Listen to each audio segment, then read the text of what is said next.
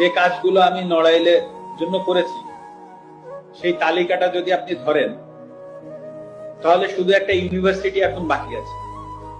একটা সি ক্যাটাগরির জেলায় কি কি প্রয়োজন, একটা ইউনিভার্সিটি বাকি আছে।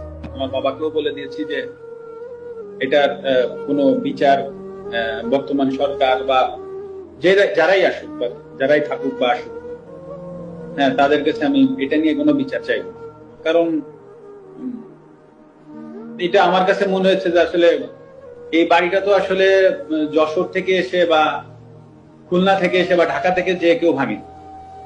হ্যাঁ, নড়াইলের মানুষ কোনো না কোনো জায়গা থেকে উঠে এসে ভাঙছে।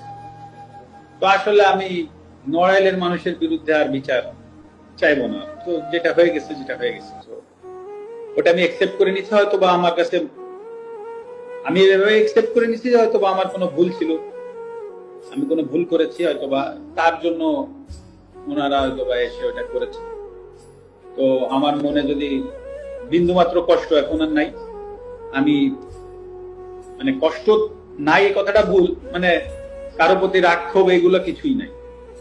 তো আমিও আশা করব নড়াইলবাসীর প্রতি যে আমার কোনো ভুলে বা কোনো জায়গায় যদি কষ্ট হতে থাকে, তো আশা করি তারা তো একটা স্টেপ নিয়েছে, তারাও আমাকে এই জায়গা থেকে ক্ষমা করবে। এটাই আমি আশা করি, এর বেশি